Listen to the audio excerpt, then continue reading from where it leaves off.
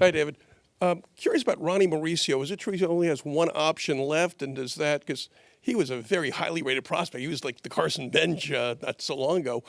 Does that put a lot of pressure on you of how to use him? Does it make it reluctant to call him up if need be? I'm just curious about his status. Now. Ronnie had a great spring. He had a really good offseason. I think the most important thing for him right now is to go and have a lot of success in AAA, and we think he's going to do it. He's proven his versatility can impact us in a variety of different ways, and the nice thing about an option is we can, we can use that throughout the entirety of the year. So we do have enough flexibility there to use him when we have the opportunity, and I think we're pretty confident that he's going to impact us this year. Max on the right.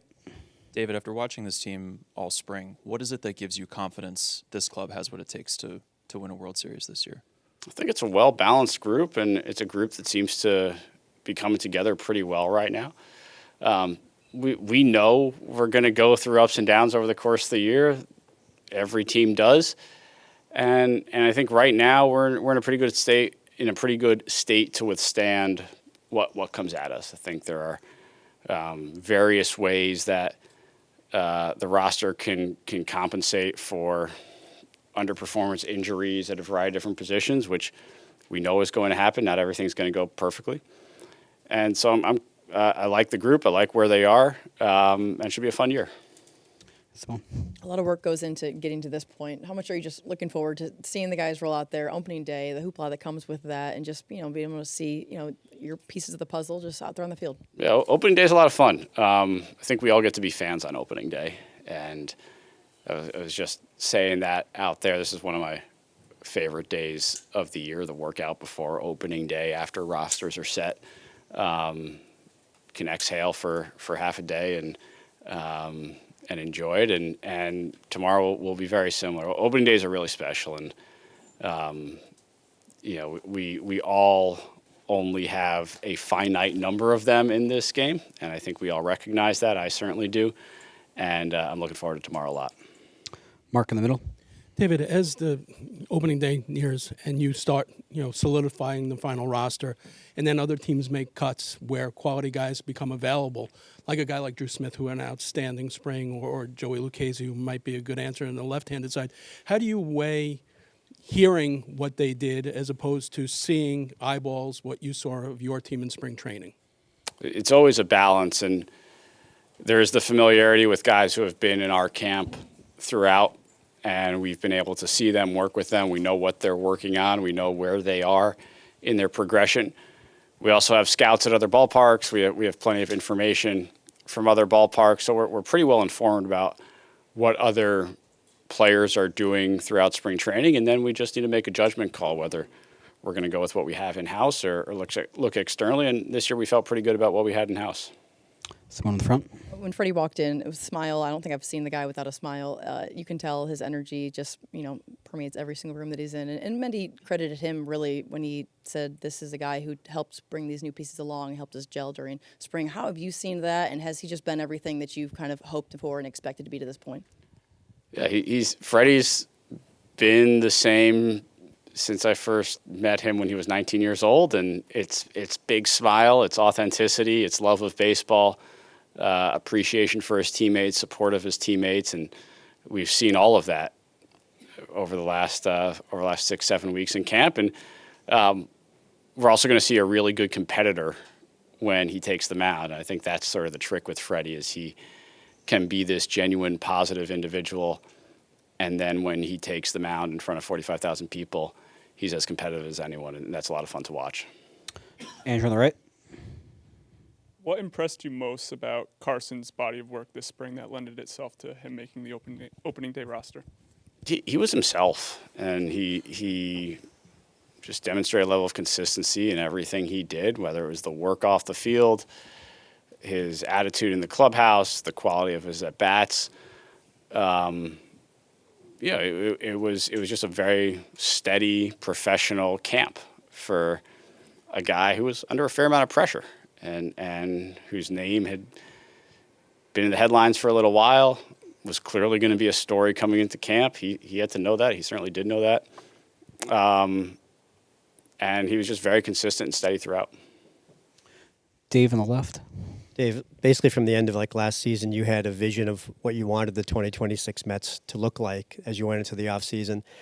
After seeing the team on the field now for spring training and stuff, how close did you come to what you had in mind as far as wanting new faces here, as wanted defensive improvements, as wanted more clutch players? Like, how close did you come to kind of realizing the vision you had for this team? I'm happy with where we are. I like the group we are. I do think we've improved the defensive side of the ball, especially up the middle. I think we've improved our positional versatility, which will allow Mendy to mix and match a little bit throughout the course of the year. I like where our starting rotation is. I think from a health perspective, we got through camp in a really good spot. So I like where we are, and now we got to go and play. And nothing ever goes entirely as planned or expected. We all know that.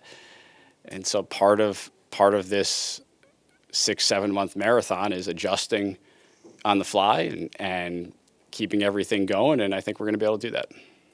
Abby? Last year when you guys were struggling, we talked about not really having answers for why the team wasn't able to push back. What sort of mental toughness do you see in this team, and are you able to see a team that's going to be able to push when necessary, even if they take a punch first? Yeah, I certainly believe we are. I think we have a lot of guys on that team who have demonstrated throughout their careers that they can go through tough stretches and bounce back, that moments aren't too big for them. And that's a good place to be. But as I've said before, and I'll say it again, look, we got to do it. And the fun and of a major league season is finding out when you're going to do it. And I think this team is certainly capable of it, and I'm looking forward to watching it. Joel, on the left. David, it felt when you were hired that job one was to create something sustainable that was high-end contender every year. Do you feel there's a corner turn now where you just have to push in more and try to win in 2026 with some not complete blinders on the future, but your owner did mention a couple of weeks ago that it's been too long since you've had a championship. I just wonder if you feel that and you have to push more in this year. It has definitely been too long. I have zero memories of the Mets winning a World Series, right? They won a World Series. Mets won a World Series when I was a year old. So it has certainly been too long. I feel that as much as anyone.